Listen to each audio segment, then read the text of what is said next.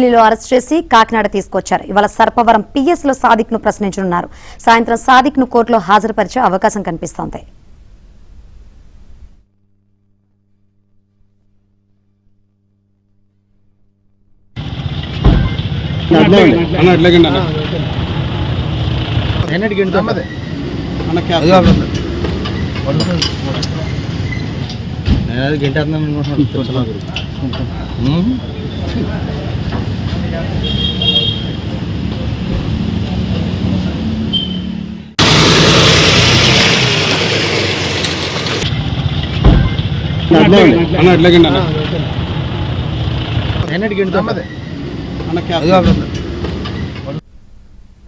AE Nokaraju కుటుంబం ఆత్మహత్య కేసులో నిందితుడు సాదిక్ ఖాన్ ను ఇవాళ మేజిస్ట్రేట్ ఎదుట హాజరుపరచనున్నారు. ఢిల్లీలో అరెస్ట్ చేసి కాకినాడ తీసుకొచ్చారు. ఇవాళ సర్పవరం పిఎస్ లో సాదిక్ ను ప్రశ్నించనున్నారు. సాయంత్రం సాదిక్ ను కోర్టులో హాజరుపరిచే అవకాశం ఉంది.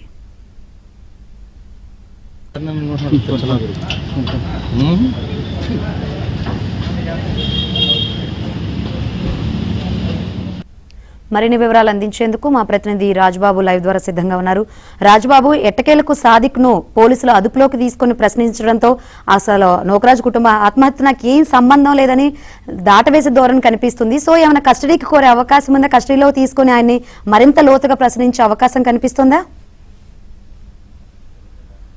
శంకరి, ఏఈ నోకరాజు కుటుంబం ఆత్మహత్య ఘటనలో ఇప్పటికే నిందితుడు షేక్ సాదిక్ ఖాన్ను పోలీసులు అదుపులో తీసుకున్నారు.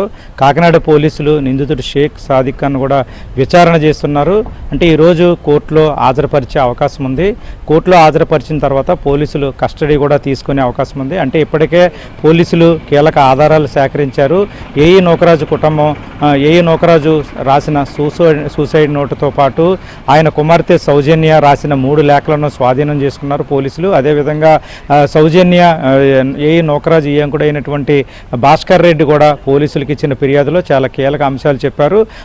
వాటి మీద కూడా ఇప్పటికే పోలీసులు కీలక ఆధారాలు కూడా సేకరించారు. ఇవన్నీ కూడా ప్రాథమికంగా పోలీసులు ఈరోజు నిందితుడు షేక్ సాదిక్ ఖాన్ కూడా విచారణ చేసినట్టు తెలుస్తుంది. అంటే షేక్ సాదిక్ ఖాన్ జవాబులు చెప్పకుండా దాటవేస్తున్న పరిస్థితి కూడా ఉన్నట్టు సమాచారం. ప్రస్తుతం అయితే కనుక షేక్ సాదిక్ ఖాన్ పోలీసులు అదుపులో ఉన్నారు. ఇప్పటికే చాలా అంశాల మీద షేక్ సాదిక్ ఖాన్ కూడా పోలీసులు ప్రశ్నిస్తున్నారు. అయితే పోలీసులకి సరైన సమాధానం షేక్ సాదిక్ ఖాన్ ఇవ్వట్లేదు అనేది కూడా తెలుస్తుంది. అయితే ఈరోజు మాత్రం షేక్ సాదిక్ ఖాన్ కోర్టులో హాజరుపరుస్తారు. కోర్టులో హాజరుపరిచిన తర్వాత అంటే నిందితుడికి సంబంధించి ఏఈ నోకరాజు ఏదైతే సూసైడ్ నోట్లో రాశాడో ఆ సూసైడ్ నోట్లో పేర్కొన్న అంశాలతో పాటు ఇప్పటికే ఈ ప్రమాదం నుంచి ఏదైతే ఆత్మహత్య ఘటన నుంచి సురక్షితంగా బయటపడిన రియాన్స్ కార్తికేయ రెడ్డి కూడా చాలా వివరాలు పోలీసులకు చెప్పాడు. అదేవిధంగా వియంకుడు భాస్కర్ రెడ్డి కూడా చెప్పిన ఆ వివరాల ప్రకారంగా కూడా పోలీసులు కస్టడీ కోరే అవకాశం ఉంది. ఈరోజు సాయంత్రం నిందితుడు షేక్ సాదిక్ ఖాన్ న్యాయమూర్తి ముందు హాజరుపరిచి మళ్ళీ వెంటనే పోలీసులు కస్టడీ పిటిషన్ కూడా వేసే అవకాశం ఉంది. మరొక పక్క చూస్తే కనుక ఇప్పటికే ఈ ఏఈ కుటుంబం ఈ నెల 16న రాజమండ్రి రోడ్డు కమ్ రైలు వంతెనపై నుంచి దూకి గోదావరిలోకి దూకి ఆత్మహత్యకు పాల్పడ్డారు. ఈ మొత్తం ఏఈ నోకరాజు, ఆయన కుమార్తె సౌజన్య, ఆయన భార్య మీనా మృతదేహాలను కూడా పోలీసులు వెలికి తీశారు. ప్రస్తుతం వాళ్ళకి పోస్ట్ మార్టం కూడా నిర్వహించారు. దహన క్రియలు కూడా చేశారు.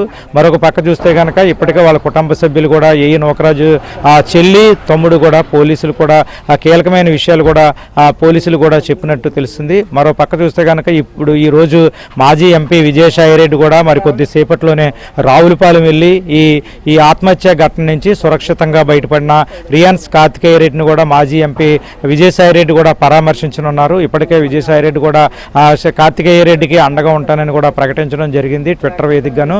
మరికొద్దిసేపట్లోనే ప్రస్తుతం విజయసాయిరెడ్డి రాజమండ్రి చేరుకున్నారు. రాజమండ్రి నుంచి మరికొద్దిసేపట్లోనే రావులపాలెం బయలుదేరి కార్తికేయ రెడ్డిని కూడా మాట్లాడి అదేవిధంగా ఆయన తాతయ్య భాస్కర్ రెడ్డితో కూడా మాట్లాడి పలు కీలక అంశాలు కూడా తెలుసుకునే అవకాశం ఉంది. ప్రస్తుతం అయితే కనుక ఏఈ కుటుంబం ఆత్మహత్య ఘటనపై నిందితుడు షేక్ సాదిక్ ఖాన్ పోలీసులు అదుపులో ఉన్నాడు.